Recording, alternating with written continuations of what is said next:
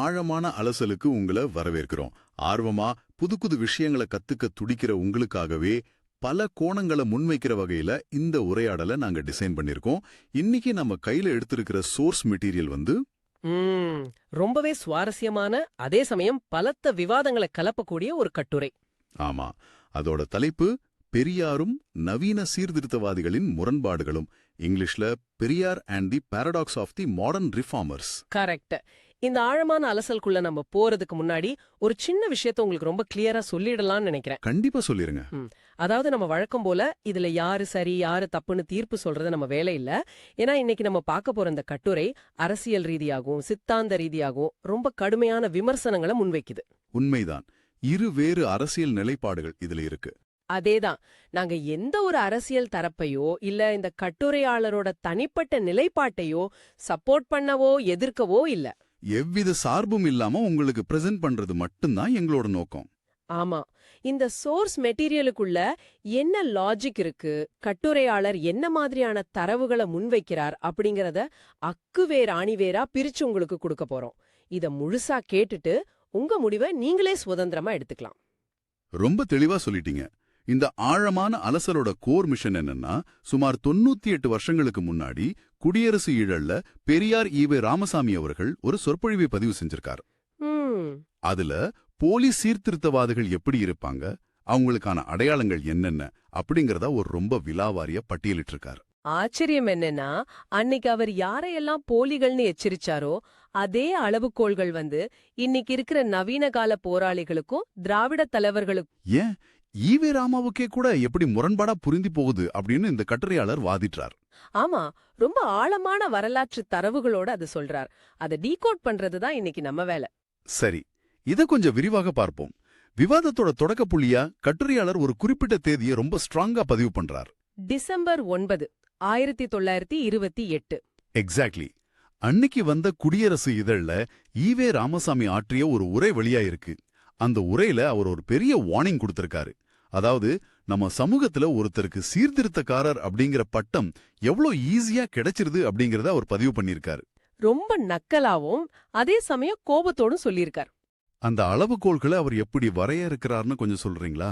அந்த 1928 உரை உண்மையிலேயே ஒரு வரலாற்று ஆவணம்னு தான் சொல்லணும். ஏன்னா ஈவே ராமசாமியோட கூற்றுப்படி சீர்திருத்தக்காரர்னு பேர் வாங்கறதுக்கு ஒருத்தர் பெரிய தியாகம் எல்லாம் பண்ண வேண்டியதில்ல.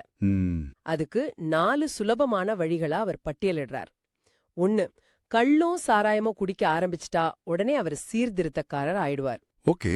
2, ஆடு மாடு பன்றி மாதிரியான கறி வகைகளை சாப்பிட்டா அவர் சீர்திருத்தக்காரர். 3, யார் வீட்லயாவது கிடைக்கிற வெட்டி சோற்ற சாப்பிட்டு வயிறு வளர்த்தா அவரும் சீர்திருத்தக்காரர். அந்த 4வது பாயிண்ட் ரொம்ப காட்டமா இருக்குமே. ஆமா, கடைசியா அவர் சொல்ற பாயிண்ட் என்னன்னா, எந்த பெண்ணையாவது கல்யாணமாகவோ வைப்பாட்டியாகவோ வேசியாகவோ அனுபவிச்சுட்டு ஒழுக்கம் இல்லாம தெரிஞ்சா அவரும் ரொம்ப எளிதா அந்த சமூகத்துல ஒரு பெரிய சீர்திருத்தக்காரர் ஆயிடுவார். வாவ். இப்படிதான் ஈவே ராமசாமி அன்னைக்கு இருந்த போலித்தனங்களை கடுமையா எச்சரிச்சார். கேட்கும்போதே இது எவ்வளவு ஷாக்கிங்கா இருக்கு பாருங்க. அன்னைக்கு இருந்த சமூகத்துல சீர்திருத்தம் பேசுற மனிதர்கள் எப்படி தங்களை போலியா அடையாளப்படுத்திக்கிட்டாங்க அப்படிங்கறது அவர் தோலுரிச்சு காட்டியிருக்கார். கண்டிப்பா. ஆனா இதுல எனக்கு ஒரு கேள்வி வருது. 1920கள்ல இருந்த சமூக அமைப்பு வேற, இன்னைக்கு இருக்கிற அரசியல் சூழல் வேற இல்லையா? கட்டுரையாளர் இத கொண்டு வந்து இன்னைக்கு இருக்கிற தலைவர்கள் மேல வைக்கிறாரே, அது எப்படி சரியாகும்? அதுதான் அந்த கட்டுரைகளோட மையப்புள்ளியே. கட்டுரையாளர் இங்க ஒரு கசப்பான முரண்பாட்டை முன்வைக்கிறார். அதாவது, ஈவே ராமசாமி அன்னைக்கு எந்த விஷயங்களை செஞ்சா அவங்க போலியான சீர்திருத்தவாதிகள்னு வார்னிங் கொடுத்தாரோ, இன்னைக்கு முற்போக்கு பேசுற பல நவீன போராளிகளுக்கும் சில திராவிட தலைவர்களுக்கும் இதே அளவுகோல்கள் கச்சிதமா பொருந்துது அப்படிங்கிறது தான் அவரோட வாதம். காலம் மாற்றத்தால் வந்த நடைமுறை சிக்கல்கள்னு இத ஒதுக்கிட முடியாதுன்னு சொல்றார். கரெக்ட். இது ஒரு அடிப்படை கொள்கை வீழ்ச்சி அப்படின்னு கட்டுரையாளர் வாதிடுறார். ஓகே, அப்போ இதையெல்லாம் எப்படி பிராக்டிக்கலா அவர் ப்ரூவ் பண்றார்? ஈவே ராமசாமியோட அந்த வரிகளையே எடுத்துக்கிட்டு தற்கால தலைவர்களை எப்படி விமர்சிக்கிறார்? அதுக்கு அவர் சில குறிப்பிட்ட உதாரணங்களை சொல்றார். குறிப்பா இந்த கட்டுரையில உயர் சாதி சீர்திருத்தவாதிகள்னு ஒரு தனி கேட்டகரியை அவர் பிரிக்கிறாரே, அதுக்குள்ள யாரையெல்லாம் கொண்டு வர்றாரு? ஈவே ராமசாமி தன்னோட சொற்பொழிவுல ஒரு வரிய பதிவு செஞ்சிருப்பார். பார்ப்பனர்களில் சிலர் சீர்திருத்தக்காரர்கள் என்று சுலபத்தில் பட்டம் பெற்று புறப்பட்டு விடுவார்கள் அப்படின்னு. இத அப்படியே தற்கால சூழலோட கனெக்ட் பண்ற கட்டுரையாளர் ஒரு சில பேர்கள் ஞானி, நடிகர் கமலஹாசன், அப்புறம் சுப வீரபாண்டியன், பழக்கருப்பையா இவங்களையெல்லாம் இந்த கட்டுரையாளர் உயர்சாதி சீர்திருத்தவாதிகள் அப்படிங்கிற பிராக்கெட்டுக்குள்ள கொண்டு வராரு. ஒரு நிமிஷம், இதுல பழக்கருப்பையா அவர்களை பத்தி கட்டுரையாளர் வைக்கிற விமர்சனம் ரொம்ப ஆழமாவும் கொஞ்சம் அதிர்ச்சியாவும் இருக்கு. அவர் ஏதோ ஒரு குறிப்பிட்ட பத்திரிகையில் எழுதின கட்டுரையை ஆதாரமா காட்டுறாருன்னு நினைக்கிறேன். ஆமா, அது ரொம்ப முக்கியமான ஒரு ஆதாரம். அது என்ன விஷயம்னு கொஞ்சம் டீகோட் பண்ணுங்களேன். கண்டிப்பா. மார்ச் 20, 2011ல ஆட்சி வந்தாச்சு அப்படிங்கிற ஒரு சாதி பத்திரிகையில பழக்கருப்பையா ஒரு கட்டுரை எழுதுறார். அதை இந்த மூலக்கட்டுரை ரொம்ப ஆழமா பகுப்பாய்வு செய்யுது. அந்த கட்டுரையில என்ன சொல்லியிருக்கார்? அந்த கட்டுரையில பழக்கருப்பையா நகராத்தார் சமூகத்துக்குரிய அடையாளங்களா சில விஷயங்களை ரொம்ப பெருமையா குறிப்பிடுறார். நேர்மை, ஆழமான பக்தி, சிக்கனம், அறக்கொடை, திட்டமிடுதல் இதெல்லாம் அந்த சமூகத்தோட அடையாளங்கள்னு அவர் சொல்றார். இதுல என்ன தப்பு இருக்கு? இது வரைக்கும் கூட சாதாரணமா தான் தெரியுது. ஆனா அவர் அடுத்து வைக்கிற பாயிண்ட் தான் கட்டுரையாளரை கொதிக்க வைக்குது. அப்படி என்ன எழுதினார் அவரு? பழக்கருப்பையா என்ன சொல்றாருன்னா, இந்த சிறப்பான அடையாளங்கள் எல்லாம் தொடர்ந்து நம்ம சமூகத்துல நிலைக்கணும்னா நாம் கலப்பு திருமணத்தை முற்றிலுமாக எதிர்க்க வேண்டும் அப்படின்னு சொல்றார். என்னது, கலப்பு திருமணத்தை எதிர்க்கணுமா? அது மட்டும் இல்லாம சமூகத்தை மீறி கலப்பு திருமணம் செய்து கொள்வோரை நம் சமூகத்திலிருந்து தள்ளி வைத்து விட வேண்டும் அப்படின்னு ரொம்ப வெளிப்படையா கடுமையான வார்த்தைகள்ல எழுதியிருக்கார். இதத்தான் கட்டுரையாளர் தன்னோட முக்கியமான ஆதாரமான இங்க அம்பலப்படுத்துறார். இது உண்மையிலே ஒரு மிகப்பெரிய முரண்பாடுதான். ஏன்னா பல வருஷங்களா மேடைகள்ல சாதி ஒழிப்பும் முற்போக்கு கருத்துகளையும் பேசுற ஒருத்தர் தன்னோட சொந்த சமூக பத்திரிக்கையில கலப்பு திருமணத்தை எதிர்க்கணும்னு சொல்றது, அவங்கள சமூகத்தை விட்டே தள்ளி வைக்கணும்னு எழுதுறது எவ்வளவு பெரிய முரண்பாடு பாருங்க. ஆமா, கலப்பு திருமணம்ங்கிறது சாதிய கட்டமைப்பை உடைக்கிற ஒரு முக்கியமான ஆயுதமாச்சே. அதை எதிர்க்கிறது ஒரு பிற்போக்கான சிந்தனை இல்லையா? 100க்கு 100 உண்மை. கட்டுரையாளர் கேக்குற கேள்வியும் அதுதான். இப்படிப்பட்ட பிற்போக்கான ஆழமான சாதிய பற்று கொண்ட கருத்துக்களை எழுதின ஒருத்தர திராவிடர் கழக தலைவர் கி. வீரமணி அவர்கள் பெரியார் திடல்ல இருக்கிற சுயமரியாதை மேடையில ஏத்தி அழகு பார்க்கிறார் அப்படின்னு கட்டுரையாளர் மிக கடுமையா சாடுறார். சோ மேடையில ஏத்துறது தான் இங்க பெரிய முரண்பாடுன்னு சொல்றார். எக்ஸாக்ட்லி. ஈவே ராமசாமி அன்னைக்கு எச்சரித்த அந்த போலி சீர்திருத்தவாதிகளுக்கு இவங்களை விட வேற சிறந்த உதாரணம் இருக்க முடியுமா அப்படிங்கிறது தான் கட்டுரையாளரோட வாதம். கொள்கைக்கும் நடைமுறைக்கும் எவ்வளவு பெரிய இடைவெளி இருக்கு பாருங்க. அதாவது ஒரு சித்தாந்தத்துக்காக உருவாக்கப்பட்ட மேடை அந்த சித்தாந்தத்தோட அடிப்படைக்கே எதிரான கருத்துக்களை கொண்டவங்களுக்கு எப்படி விட்டு கொடுக்கப்படுது அப்படிங்கறத கட்டுரையாளர் கேள்வி கேட்கிறார். ஆமா, இதுல இன்னொரு விஷயமும் இருக்கு. கட்டுரையாளர் மத்தவங்கள மட்டும் விமர்சிக்கல, ஈவே ராமசாமியோட செயல்பாடுகள் மேலையும் ஒரு ஸ்ட்ராங்கான விமர்சனத்தை வைக்கிறார். ஆமா, அந்த தலையங்கம் பத்தி சொல்றீங்க. சாதி ஒழிப்பு பேசிக்கிட்டு இருந்த ஈவேரா தன்னோட சொந்த சாதிக்காரர்களுக்கு ஒரு பிரச்சனை வந்தப்போ குடியரசு இதழ்ல நாயக்கமார்கள் நாமஞ்சாத்தப்பட்டார்கள் அப்படின்னு தலையங்க எழுதினார்னு ஒரு குற்றச்சாட்டியும் இந்த கட்டுரை பதிவு செய்யுது. ஆமா, தன்னோட சமூகத்துக்கு ஒரு பாதிப்பு வரும்போது அந்த சீர்திருத்தவாதி முகம் காணாம போயிடுதுன்னு கட்டுரையாளர் இங்க சுட்டி காட்டுறார். இதன் மூலமா ஈவேரா தன்னைத்தானே ஒரு போலி சீர்திருத்தவாதியா நிரூபிச்சிட்டார் அப்படின்னு அவர் வாதிடுறாரு. இந்த முரண்பாடுகளை பார்க்கும்போது எனக்கு தோன்ற இன்னொரு முக்கியமான விஷயம் மதுவிலக்கு போராட்டம். முதல் அளவுகோலா ஈவேரா சொன்னதே கள்ளும் சாராயமும் குடிக்கிறத பத்தி தானே? ஆமா. கட்டுரையாளர் இதிலும் ஒரு பெரிய கேள்வியை எழுப்புகிறாரே. ஆமா, கள்ளும் சாராயமும் குடித்தா அதனாலே அவர் ஒரு சீர்திருத்தக்காரர் ஆய்விடுவார்னு ஈவேரா சொன்னதை வச்சு தற்கால போராளிகளை கட்டுரையாளர் கடுமையா விமர்சிக்கிறாரு. எப்படி விமர்சிக்கிறார்? இன்னைக்கு இருக்கிற நவீன போராளிகள் சீர்திருத்தவாதிகள் பலரும் தங்களுடைய தனிப்பட்ட வாழ்க்கையில மது அருந்தும் பழக்கம் கொண்டவங்களா இருக்காங்க. ஆனா பொதுவெளிக்கு வரும்போது மட்டும் மது விலக்கு, டாஸ்மாக் மூடணும் ரொம்ப தீவிரமா போராடுற மாதிரி பாவனை செய்யறாங்க அப்படின்னு ஒரு குற்றச்சாட்டை முன்வைக்கிறார். ஆனா இதுல வீவ ராமசாமியோட நிலைப்பாடு முற்றிலும் மாறுபட்ட ஒன்னா இருக்கே. அவர் என்ன சொன்னார் அப்படிங்கறத ஒரு நேர்காணல் ஆதாரத்தோட கட்டுரை விளக்குது. அது ஒரு ரொம்ப இன்ட்ரெஸ்டிங்கான ஆங்கிள். டிசம்பர் 27, 1972 அன்னைக்கு ஈவே ராமசாமி கொடுத்த ஒரு நேர்காணல கட்டுரையாளர் மேற்கோள் காட்டுறார். பெரியார் ஈவராமின் சிந்தனைகள் தொகுப்புல இது இருக்குன்னு நினைக்கிறேன். ஆமா, அதேதான். ஈவே ராமசாமிக்கு தனிப்பட்ட முறையில மது அருந்தும் பழக்கம் கிடையாது. ஆனா அவர் பொதுவெளியில குடிய ரொம்ப வெளிப்படையா ஆதரிச்சு பேசினார். அதுல அவர் என்ன சொல்றார்? சினிமாவுக்கு போறதை விட குடிக்கிறது நல்லதுன்னு சொல்றாரா? அதுக்கு அவர் என்ன லாஜிக் சொல்றாரு? அவர் அதோட நிக்கல. மது ஒழிப்பாலதான் மக்கள் சோம்பேறிகள் ஆகிட்டாங்கன்னோ, உழைப்பாளர்கள் கூலி அதிகமா கேக்குறதுக்கு அதுவே ஒரு காரணம்னு அவர் வாதிட்டத கட்டுரையாளர் சுட்டி காட்டுறாரு. இது ரொம்ப புதுசா இருக்கு.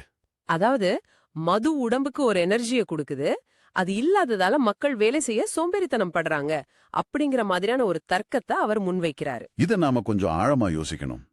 உங்களை கேக்குறேன், அதாவது இத கேட்டுட்டு இருக்கிற உங்களை கேக்குறேன்.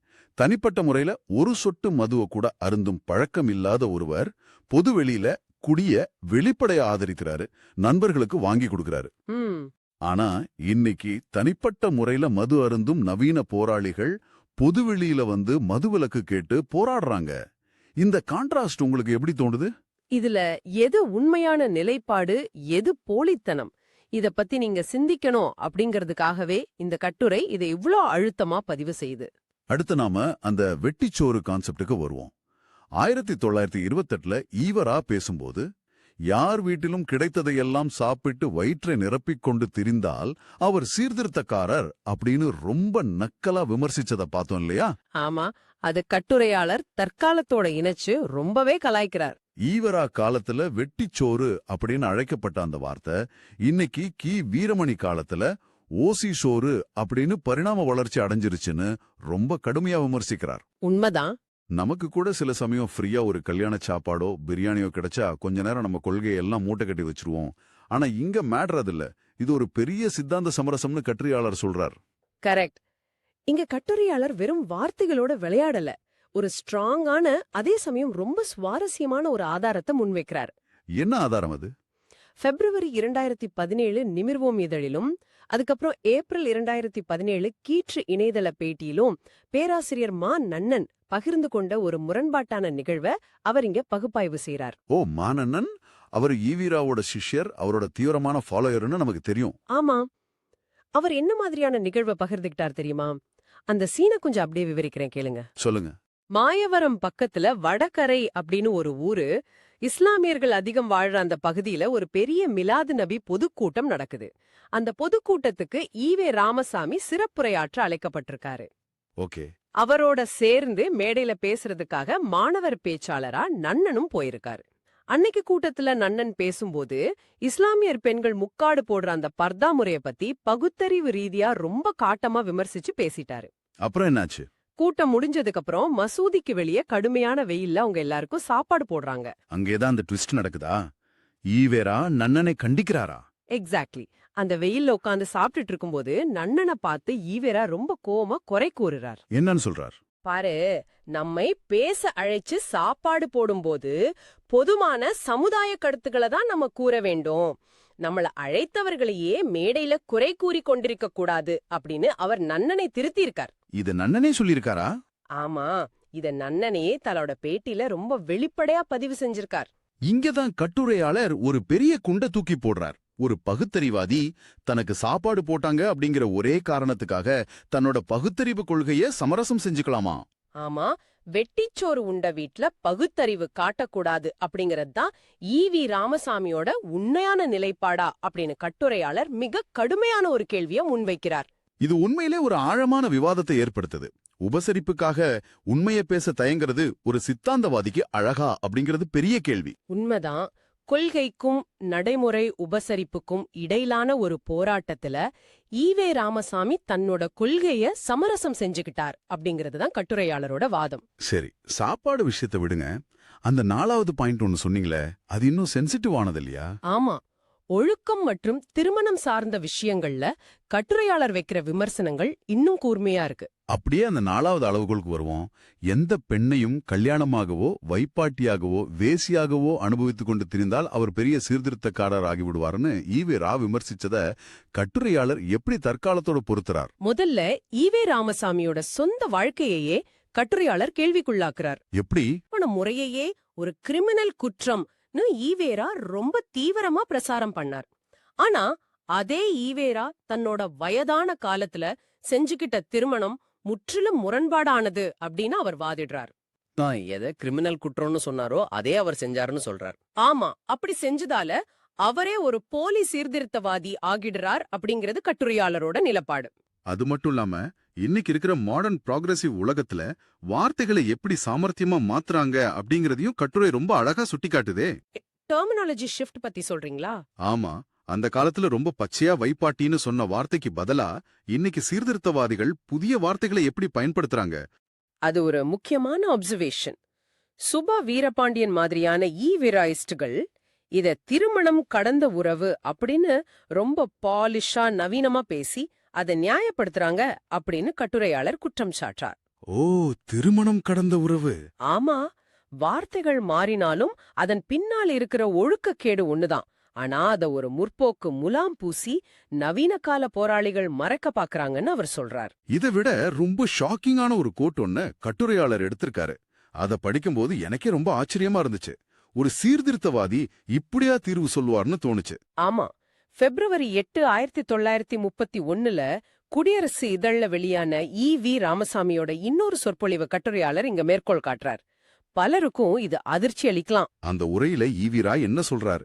அவர் சொல்றாரு, ஆண் 2 வைப்பாட்டிகளை வைத்தால் பெண்கள் 3 ஆசை நாயகர்களை வைத்துக்கொள்ள முற்பட வேண்டும். உடனே நிலைமை சரிப்பட்டு போகும், உண்மையான சமரசம் தோன்றிவிடும் அப்படின்னு சொல்றாரு. இது என்ன லாஜிக்?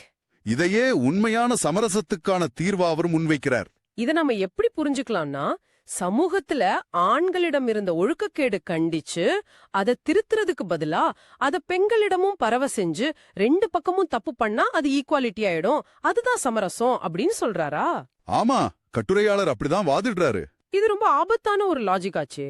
ஒரு சமூகத்துல ஒழுக்கத்தை போதிச்சு தலைவரான காலம் மாறி ஒழுக்கக்கேட தூக்கி பிடிச்சு தலைவராகும் நிலை வந்துருச்சுன்னு கட்டுரையாளர் வைக்கிற விமர்சனம் ரொம்பவே ஸ்ட்ராங்கானது.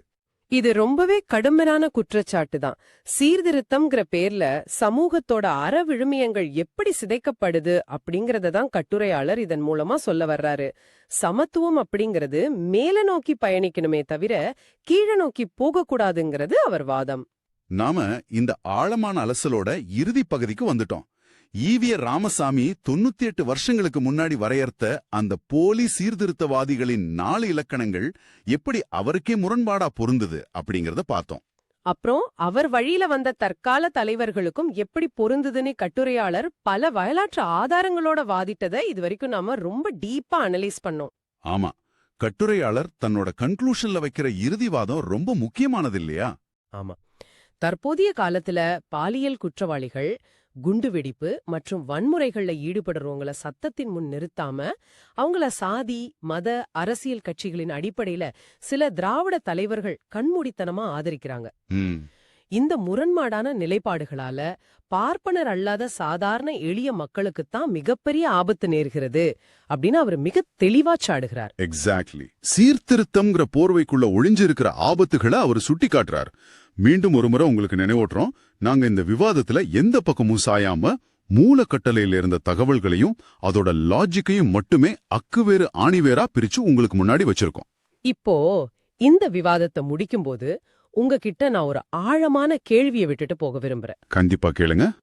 பொதுவெளியில ரொம்ப கம்பீரமா பேசுற சித்தாந்தங்களுக்கும் அவங்களுடைய தனிப்பட்ட வாழ்க்கையின் செயற்பாடுகளுக்கும் இடையில இவ்வளவு கடுமையான முரண்பாடுகள் இருக்கும்போது, அதாவது ஒரு ஹிப்போக்ரசி இருக்கும்போது, ஆமா, அந்த முரண்பாடுகள் அவங்க முன்வைத்த ஒட்டுமொத்த சமூக மாற்றத்துக்கான கருத்துகளின் வீரியத்தையே முழுமையா அழிச்சிடுமா?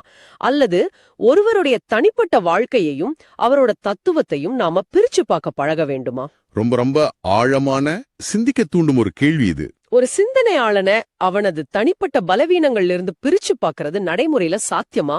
இத நீங்களே சிந்திச்சு பாருங்க. இது வெறும் வரலாற்றுக்கான கேள்வி இல்ல, இன்னைக்கு நம்ம கண் முன்னாடி நடக்கிற பல விஷயங்களுக்கும் பொருந்தி போற ஒரு கேள்வி. உங்க மனசுல தோன்ற பதில்களை உங்களோட தேடல்களோட இணைச்சு பாருங்க.